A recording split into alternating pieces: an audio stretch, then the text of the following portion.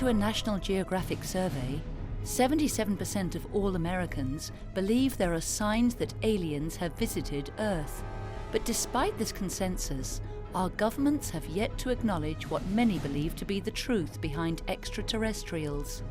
Is disclosure just around the corner, as some believe, or has the UFO phenomenon always been a fabrication of the human mind?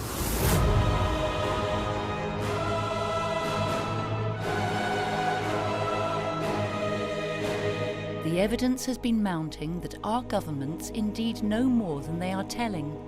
In recent years, a growing number of credible scientists and investigative researchers have been lobbying for the truth to be told. One of these advocates is Stanton Friedman, a top nuclear physicist who has worked for GM, GE, Westinghouse, Aerojet General Nucleonics, and McDonnell Douglas Aircraft. Friedman has published more than 90 UFO papers and has appeared in countless documentaries and hundreds of radio and TV programs, including Larry King. And what it really would take would be a Woodward and Bernstein, who blew the lid off the political Watergate to blow the lid off the cosmic Watergate. The data's there. Quote General Bollinger, show the NSA and CIA documents. You can't deny their reality. Jim Marrs is the author of Alien Agenda, the top-selling non-fiction UFO book in the world. Marrs began teaching a course on UFOs at the University of Texas at Arlington in 2000 and has since appeared on ABC, NBC, CBS, CNN, C-SPAN, as well as the Discovery, Learning and History channels. Today, all you have to do is Google UFOs and look at the images, and you can't take a picture of an hallucination or a psychosis. So they're real. So the question now is, what is the alien agenda? Stephen Bassett has been fiercely advocating the end of the 68-year government-imposed truth embargo regarding the ET presence. An executive of Paradigm Research Group, Bassett is the executive producer of the X Conference, the Citizen Hearing on Disclosure, and the Congressional Hearing Initiative. We're facing the potential for a massive renaissance in science, in political reform, and none of that can happen because the governments of the world will not yet even acknowledge the existence of the ETs. Kathleen Marden is known around the world for her work as an alien abduction ET contact researcher, author, and lecturer. She is recognized as the world's leading expert on the Betty and Barney Hill abduction case and is the recipient of MUFON's 2012 Ufologist of the Year award.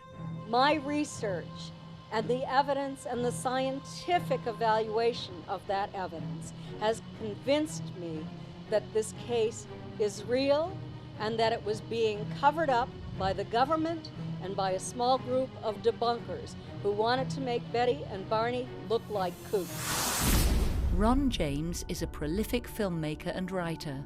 He is author of the book Messiah: Awakenings and has won many awards, including the EBE Award for ET-related films 4 times. There are a lot of races throughout the universe, and that there's very, very many of them that are so far advanced beyond us that we probably can't even comprehend their technology or what they're capable of.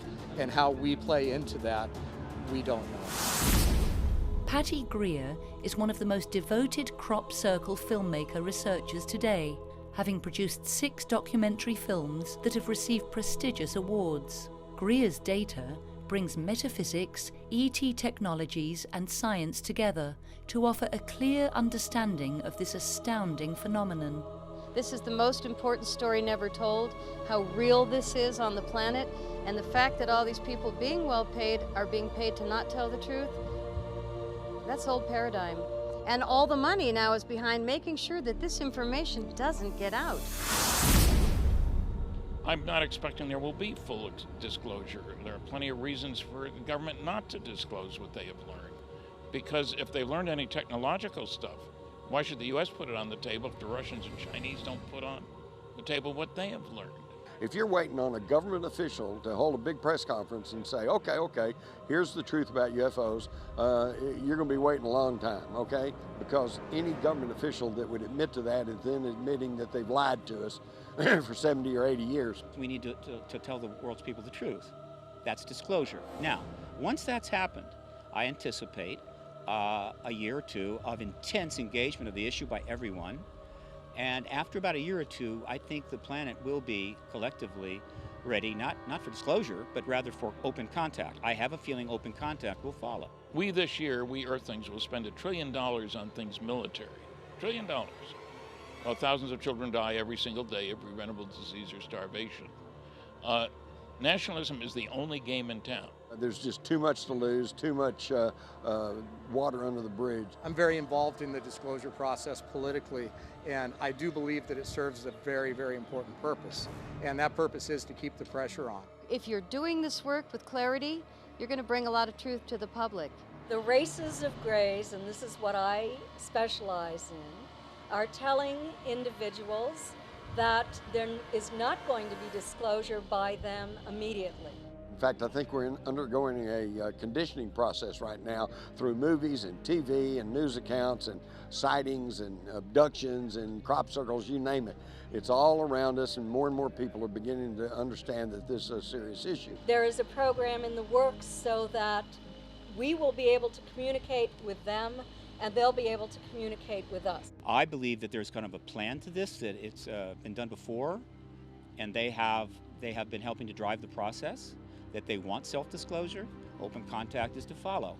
What I believe is happening right now is that this political pressure is combining with all of the other different pressures coming from different places and the media to create an atmosphere where the knowledge is readily being distributed. There will be a big discombobulation for the world. It's possible they may lose their patience. If we drag this out long enough, they may be forced to do a force majeure disclosure event. There's a big difference between the world governments announcing to their citizens the presence of extraterrestrials and providing information, and extraterrestrials forcing their reality on the world's people outside of government involvement. I know of no government on this planet that wants its citizens to owe their primary allegiance to the planet instead of that individual government.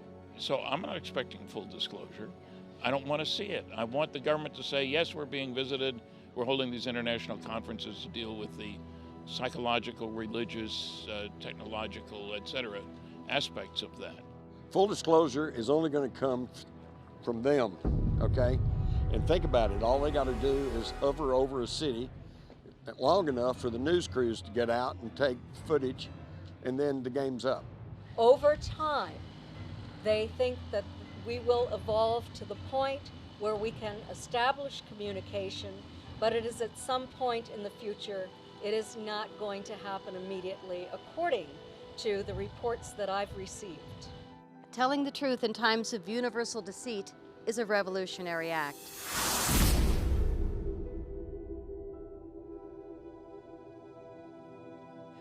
Look, the situation as we know it is this. There's an extraterrestrial presence. It's probably been engaging us for a very long time. Well, I think, yeah, when you consider the universe is billions of years old, and I think even the Earth is somewhere like 4 billion years old, it's pretty hard to believe that us who have recorded history of like 4,000 years are the beginning of intelligent life on the planet. There's a lot of evidence on the planet that indicates that very advanced civilizations have come and gone. Because you can look at these places and see that it was too perfect for us to do with the tools and the technology that we had at the time. Therefore, what was the other element that gave us the ability to create these wonderful things if it wasn't some sort of intervention? UFOs are real, not something fictional or imaginary, and I think that's beyond dispute today. When I was a kid, they said, well, they're just hallucinations or some kind of mass psychosis, and of course, today all you have to do is Google UFOs and look at the images, and you can't take a picture of an hallucination. There is an extraterrestrial presence. That's an absolute fact. It's not a theory. It's not a speculation. It's an absolute fact. Just because the government says, no, it's not, well, that doesn't change that. And besides, anybody that believes the government these days is foolish. And the government has known about this ET presence. That's an absolute fact. They're concerned about the malevolence of certain human groups, and they are attempting to interfere or intervene in our evolution at this point in order to bring us to a point where we won't destroy ourselves because they're afraid that we might do that. I think they're here for their purposes. One of them was probably to quarantine us. If you were an alien, would you want us out there? Military budget $1 trillion this year. In World War II, we killed 50 million people. We destroyed 1,700 cities. And I think the alien agenda is to observe and try to help kick the human evolution up the evolutionary ladder in a covert manner so that we will hurry up and become part of the intergalactic community instead of wiping ourselves out with thermonuclear weapons.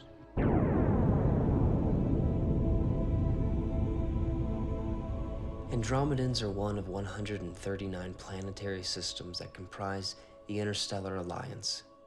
We are and have always been the watchdogs of the universe for nearly 2 million years. On the other hand, let's not act as if we're their equals.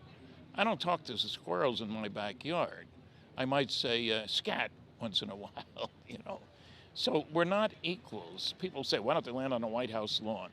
The President of the United States does not speak for 7 billion Earthlings. That's pretty darn clear. The universe is at least 13 to 14 billion years old. We have a young star. There were stars like ours and planets like ours billions of years before our star existed. So if life can develop on Goldilocks planets, which it does, there has been life in this universe going back billions of years before we existed.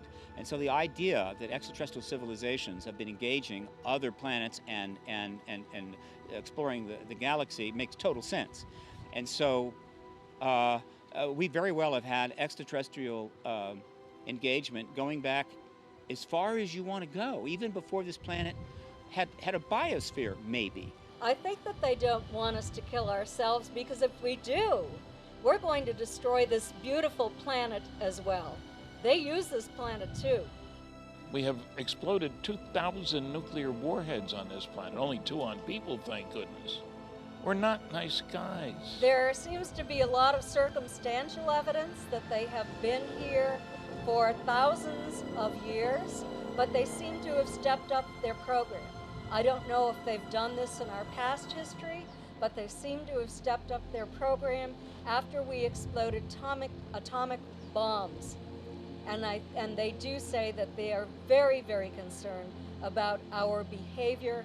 We have joined the community of planets that have learned that the major source of energy in the universe is nuclear fusion. All the stars produce their energy that way. That's new information. We didn't know that 100 years ago. That means also that you could use fusion to go out there. So I think aliens have every reason to be concerned about the idiots on this planet taking their brand of friendship out there. That's hostility by everybody else's definition. So I don't expect them to treat us like, we're good guys, can we sit down and talk? I don't think so. There's no question that the truth about flying saucers has been covered up. If you look at 156 NSA Umbra UFO documents, you can read 1 sentence per page. That's a cover-up.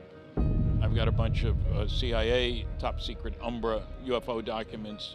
They're all blacked out except for a couple of words per page. That's a cover-up. It's no longer about UFOs and hasn't been for a long time. It's an acronym. It's an anachronistic non sequitur. It's a government-sponsored propaganda acronym, and it doesn't apply at all. It's about extraterrestrials, extraterrestrial craft, and extraterrestrial engagement. I'm not sure our government is in a position to negotiate policy with any of these species. I'm pretty sure that if there's been some sort of interaction, it hasn't been a negotiation. It's been a more like, this is how it is, and you're just going to have to deal with it. We have the facts that were enunciated by Air Force General Carol Bolender, who was asked what should we do about Project Blue Book after the University of Colorado recommended it be closed, ostensibly the only UFO group that the government was mixed up with. And in a memo he wrote, which resulted in the closure of Project Blue Book, He said reports of UFOs which could affect national security are not part of the Blue Book system, which is an incredible statement. 2 paragraphs later, he said, if we close Blue Book, the public won't have a place to report UFO sightings. However, as previously noted, reports which could affect national security will continue to be investigated using the procedures designed for that purpose. I located General Bowler. This is 10 years after he wrote the memo. That's when I first found out about it. Talked to him and suggested, it sounds like you're talking about 2 separate communication channels. The important ones, the government-related ones, and I just had a case, I said, like a saucer going down the runway at a SAC base where nuclear weapons are stored. By definition, that's a national security problem. Or routine, if my wife and I go out at the end of the driveway and see a saucer fly over, no big deal.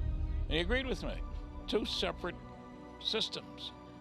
And I'm interested primarily in the ones that could affect national security. Collectively, there is a 50% plus consensus. It's time to reveal this. But the military-industrial complex is not a democracy. It is not a vote. It is a much more complex decision. Because we need to understand that the only people with all the fancy equipment, I mean, I don't have my own radar system, for goodness sakes, the government does. Radar systems, gun cameras, other instrumentation on board aircraft, spy satellites, all this kind of stuff. And that stuff's all born classified. So it's not a conspiracy notion, it's the reality. After that is a vast array of assertions, speculations, and theories that have varying degrees of probability attached. But we cannot assess that, or parse that, organize that, study that, because the government say there is nothing to study.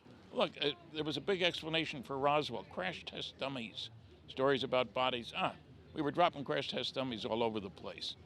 There are 2 major problems with that. None of them were dropped until 6 years after Roswell, and they were the same size and weight as pilots. By definition, they were checking on ejection seats.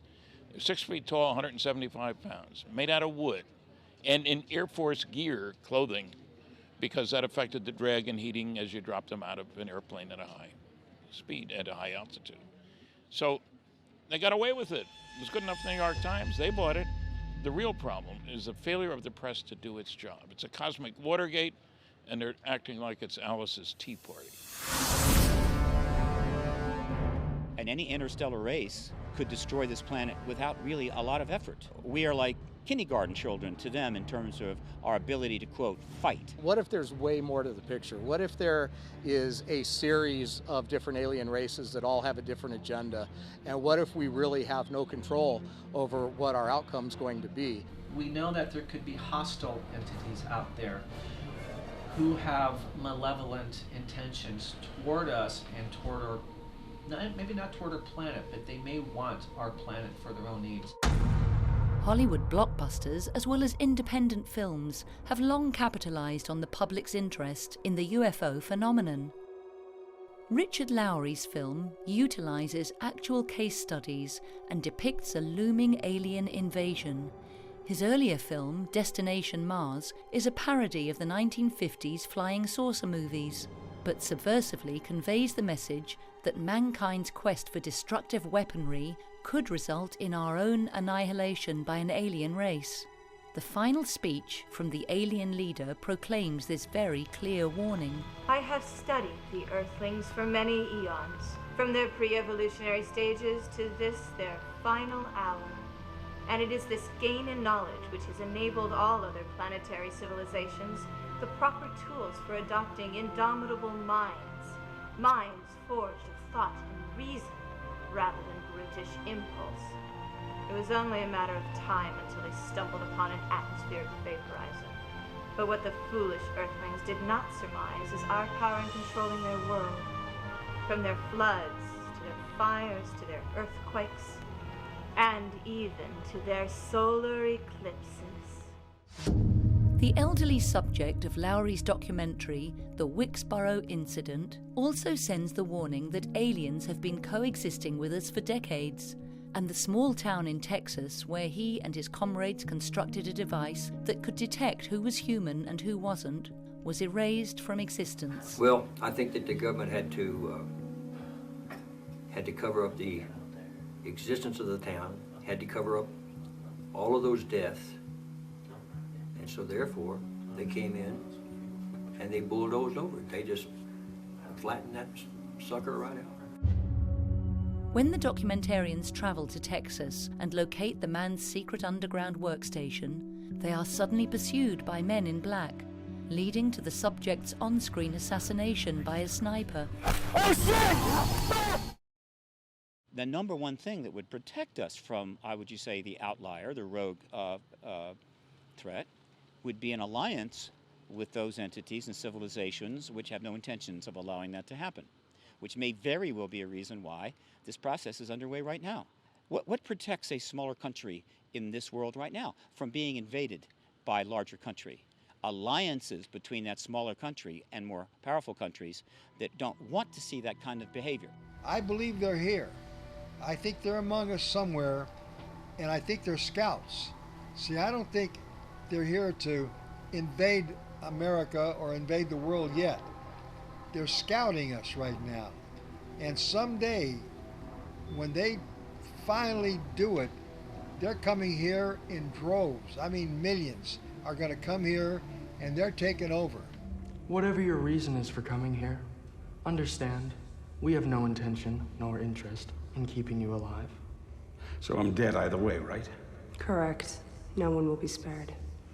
Why? The Earth's position in this solar system provides us with a strategic and tactical advantage. Robert, the human role in the universe is inconsequential. That may be so, but we have a right to exist. Only if we allow it. And we don't.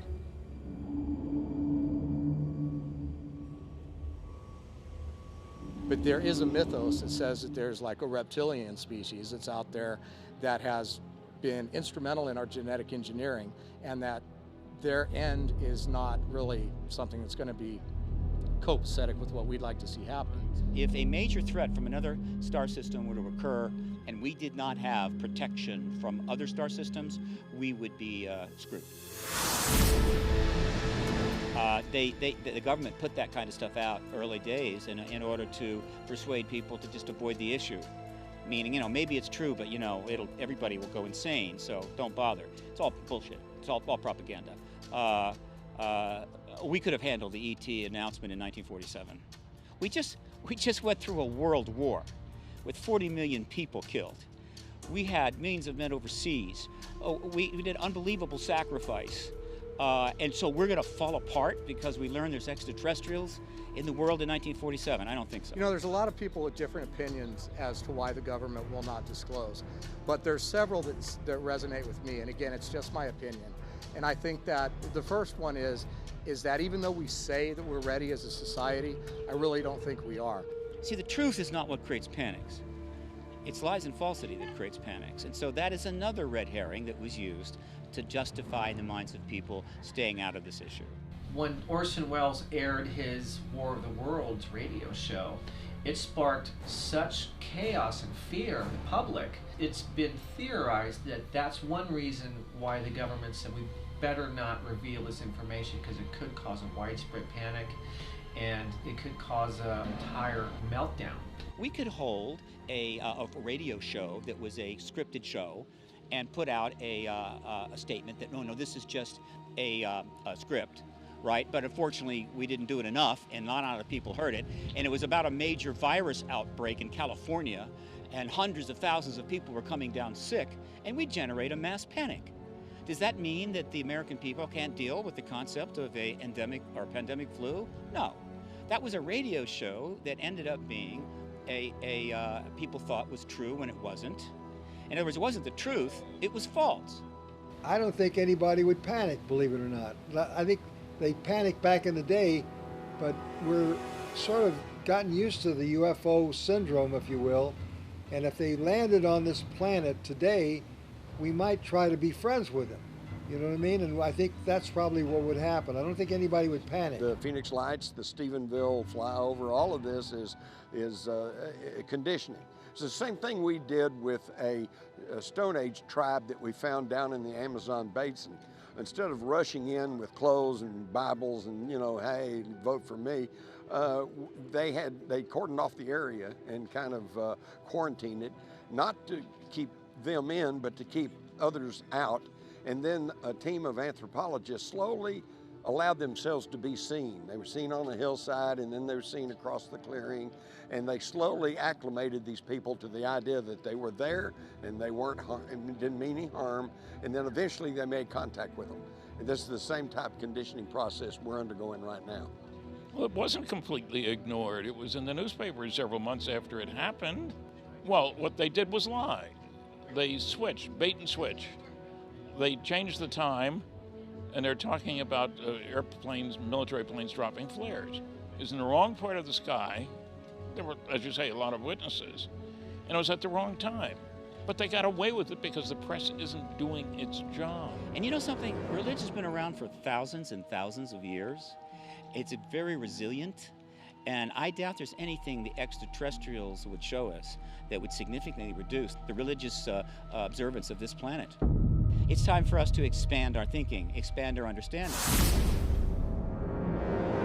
There's patents for tunnel digging equipment that were put together years and years and years ago for giant tunnel boring machines capable of just drilling through anything for huge amounts of miles in very short periods of time. And those patents were formed, and then these machines supposedly never made it into production, but we know that they possibly exist. Underground secret bases, otherwise known as DUMB, deep underground military bases.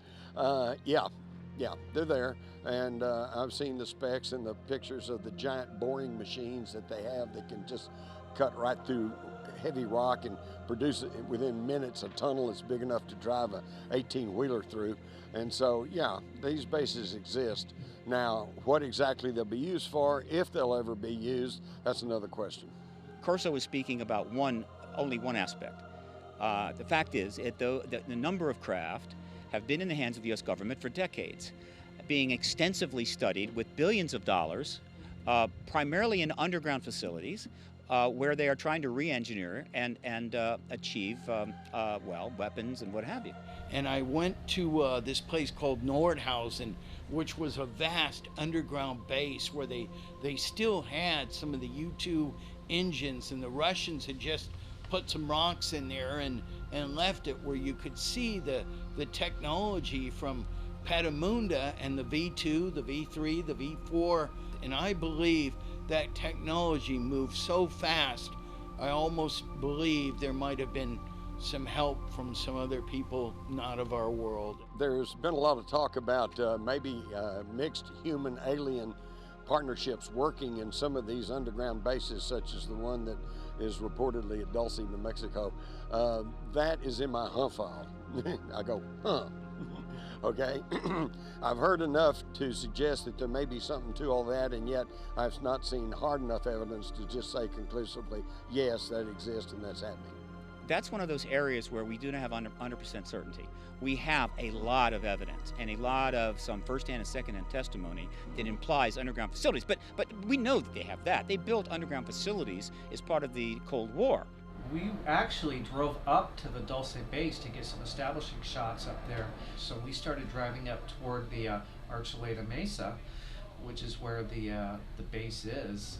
We were being followed, and we all became a little bit unsettled and a little concerned that we were getting ourselves into something that could get us into trouble. So we got out of there. The question is, do we have underground facilities devoted to the extraterrestrial question? And there is evidence for that. The issue of the relationship between extraterrestrials and technology, terrestrial technology, is a very interesting, complex issue. It became a significant matter when Colonel Philip Corso wrote his book, The Day After Roswell, where he stated matter-of-factly that he was in charge under General Trudeau at the Foreign Technology Desk in trying to sprinkle some of the ideas obtained from examining the Roswell craft. If we've recovered alien craft and we've back-engineered technology, then we really don't want to put it out that we have this and that we know about it. And sadly, that's a detriment to the advancement of collective human civilization. Which is to say that if, in fact, the United States government has mastered the ability to tap into ground state fields and is sequestering that technology, it is criminal, because the availability of that technology would transform this planet, save hundreds of millions of lives, and solve a great deal of our most difficult problems. And so every day that the truth embargo continues and that technology is sequestered, people are dying because of it. So in their attitude is, well, yeah, now some people are going to die, but we still want another 20 years of secrecy. Well, tell that to the people that are suffering. And we know too much now. It's too much out in the open. So now the blood is on their hands. We are paying a fortune for energy. People are dying because they can't afford water, food. We're polluting the environment, killing people with cancer. And they are sitting on transformative energy that might be 1 cent on the dollar. Plus, we have evidence that we have in fact reverse engineered antigravitic propulsion, and we have our own saucers. As we get a better understanding of the nature of reality, I believe that what today has no scientific explanation at all is going to be accepted as a scientific norm in the future. And when that happens, it's going to change the face of civilization on every level. So for decades, we have had antigravitic propulsion, but it is not known or available to the public because to do so would result in ending the truth embargo, and therefore it must remain sequestered. The most important question of all regarding the ET technology is, have we mastered and even reverse engineered the energy system that drives those craft? We're pretty sure it's not oil, gas, or coal. In fact, our own physics points to the likelihood that they have finally figured out how to tap into the ground state fields. If they have done that, it is a paradigm shift of such magnitude, it's almost impossible to describe. What if they cure cancer? What if they help us clean away pollution and help these children with respiratory problems and water problems and help us make this the paradise that we had when we got this planet? We've been using that wreckage to reverse engineer this technology. I believe we have a technology right now that's far beyond what the public even knows about. Now, it's an interesting point. Given that we have the ability in a device smaller than a laptop to store the entire Library of Congress, every book in it, and more, the idea that extraterrestrials may have storage ability to have enormous archives regarding this planet, in which case we might have the opportunity at some future time to directly research our ancient history with visual records. Look at all the historical events that we don't have eyewitness testimony from, whether it's Moses, in the Red Sea or whatever. So there are all kinds of possibilities. I'm Kathleen Martin. Betty and Barney Hill were my aunt and uncle. They are the first Americans whose story went to the public about a UFO abduction that occurred in 1961. Betty and Barney stated that they felt that the ETs wanted to know the difference between their bodies and human bodies. They were very interested in Betty's and Barney's skeletal structure, in their nervous systems. They took skin samples, they examined their hands, their feet, their eyes, their ears, their mouths. We're very different than this particular race of Greys who took Betty and Barney. They also, I am convinced, had an agenda, and that was the hybrid agenda. They took ova from my Aunt Betty when they inserted a needle into her navel and told her it was a type of pregnancy test, and they took sperm from my Uncle Barney. This experience is not only hearsay. I'm a researcher, and I investigated that case over a 14-year period. I wrote the book Captured, the Betty and Barney Hill UFO Experience. Stan Friedman joined me by writing 2 chapters. Under hypnosis, they remembered the landed craft on the ground and being taken up a ramp onto that craft against their will. They recalled the interior of the craft. They described it in great detail. There were pie-shaped rooms. There were wedge-shaped rooms. They were taken to separate examining rooms. There was almost like a sort of dentist chair in the room that Betty was taken into. She was placed in that chair initially. Then she was taken and placed on a table. Barney did not sit in that chair. He was placed on a table. They described the interior. They described the sort of stark interior of that room. They described the lighting in this room, this bluish white lighting. And they frightened Betty and Barney terribly. Betty and Barney didn't know if they were going to be carried away, if they were going to be made specimens, if they were even going to survive this. But the ETs telepathically apologized to them for frightening them.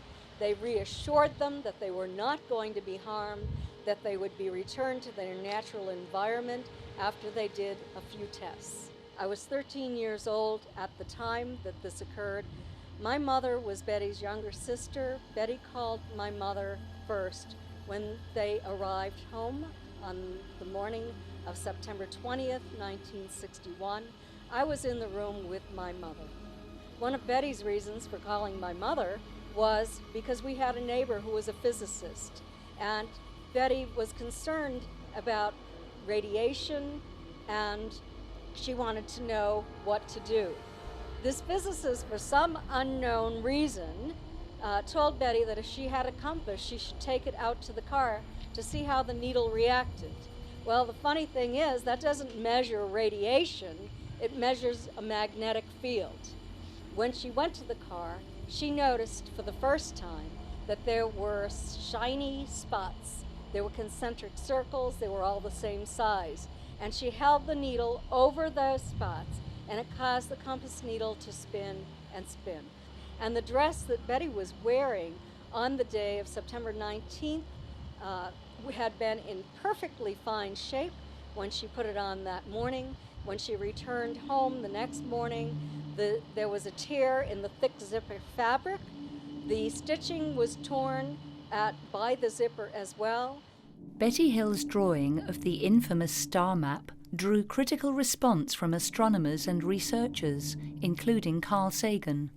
However, years later, the drawing was proven to be an accurate representation of the Zeta Reticulum system. This alone eliminated the chance of a hoax. They were credible individuals. Betty was a social worker for the state of New Hampshire. Barney worked for the post office. But he was also, in 1965, given a position on the U.S. Civil Rights Commission in the New Hampshire State Advisory Committee. They were credible people. They were social rights, civil rights activists. They absolutely had nothing to gain. They had everything to lose when this story went public as the result of a violation of confidentiality in 1965. I'm Patty Greer. I'm a crop circle researcher and filmmaker, and I have been in more than 100 crop circles in the last 10 years. I have a communication with the circle makers that happens usually at 3 in the morning.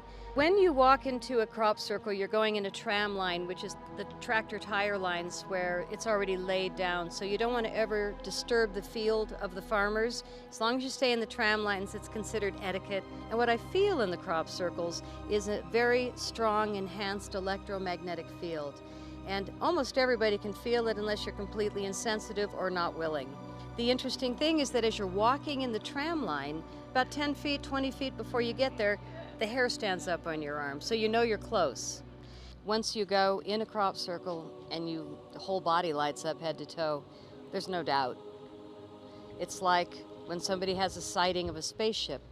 You can't tell them they didn't. So when people say to me, all crop circles are fake, I say to them, well, there you go. That's really it. There was one scientist in the world that I know of that went public. His name is William Levengood. He's very, very famous, and he's in the Guinness Book of World Records for writing more scientific papers that made it into science journals than anyone else on the planet. And he's the man that proved that not only are crop circles real, but they're coming out of the earth. And what Levengood discovered is that it is plasma balls of light that are laying the crop circles down in seconds.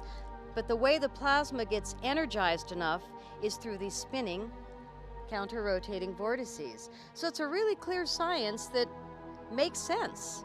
And when we realize that they're actually initially coming out of the ground, it really makes sense. Why would the mother be complaining?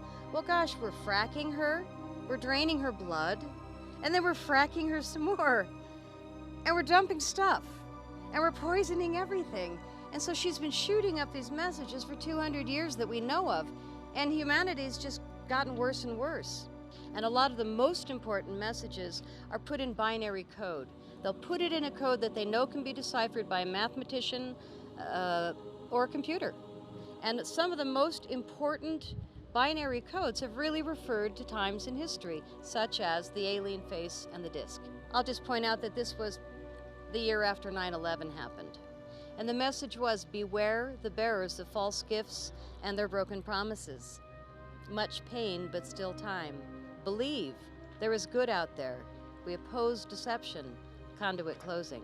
Crop circles are messages that are being written to us from inner Earth, from our ET brothers and sisters. Crop circles are not only real, but the seeds inside the crop circles can produce up to 400% more food, with up to 75% more nutritional value per seed. Well, of course they're going to suppress it. When Monsanto owns the government, they don't want healthy food to be multiplied by 400%. In the last year or two, the military has really nailed the farmers and asked them not only to not let people in, but to mow out the crop circle on the first or second day that it arrives. We always fly over it and we always get photos, but then the next day it's like a blown field. So when we see these farmers destroying the field, it's very interesting that a lot of times the circle makers will just come back and hit them with a new pattern in the same field the very next day. I have been wonderfully hacked for 4 years. My phone, my computer, everything I do has been unbelievably difficult. And you know, my answer is I'm sorry for those that are doing it because I'm not stopping. So they're actually initially coming out of the Earth in pairs. They're coming out in these spinning vortices. One's going clockwise, the other's going counterclockwise. So William Levengood proved that they were coming out of the ground, and as they come up spinning, and they've already predetermined what they need from humanity, from their ET friends, they're already with their plasma energy, their frequencies that need to be added to what she sent up. And when the three frequencies meet, there are some that are not ET at all, they're just Earth and us. Some of them are humans meditating, and then the circle happens the next day. I have 3 of those in my movies. They blow into these beautiful balls of light, radiant orange balls of light, which all of us have seen that do night watch. And they communicate, 2 plasmas communicate, and bang, that field goes down in seconds. The problem in the field now is that the famous crop circle researchers still today are not coming up with the new information. They're kind of stuck in the 1980s and 90s data, and the fact that they're not really talking about the great work of William Levengood when they actually know the great work, but rather dissing him, it's a sad time in our history where the money is going behind misinformation rather than information. I am committed to make a difference here, and it's not me, anybody special, but the fact that I work with the circle makers and I find these are so incredibly real and beautiful, it just keeps me excited. And things keep happening to me where I'm in communication. It's not like I'm even asking or looking for it, they just keep showing up. The fundamental conclusion is an extraterrestrial presence, and we absolutely must acknowledge it as soon as possible. After that, you'll be surprised how quickly things start sorting themselves out and getting resolved. So my conclusion is that I think we are an inch from disclosure. I don't think they can hold it back. I think that it's not even about getting the government to tell us the truth, it's about leaving them behind. There's a lot of evidence that advanced civilizations and possibly non-human entities have been here and occupied the planet in the past. Some of them seem to be astronauts coming here from another planet who have technology that's so highly advanced that it looks like magic to us. Well, my 1990s book, Alien Agenda, started off with the premise that UFOs are real, not something fictional or imaginary, and I think that's beyond dispute today. Let's get this out in the open regardless of whatever our government thinks. Again, they've proven they're not always right, And they've proven that we need, as American citizens, to get this information out in the open. Disclosure could potentially happen within the next 20 years, and I'm hoping it does, because it's going to change everything for the better. Well, my conclusion is that we're dealing with intelligently controlled extraterrestrial spacecraft visiting our planet. We're dealing with a cosmic Watergate, that there are no good arguments against those two conclusions, and we're dealing with the biggest story of the millennium being treated like Alice's Tea Party instead of how important it really is. A fabrication of the human mind, or the greatest story never told? And if the truth is finally revealed, how will it affect the human condition?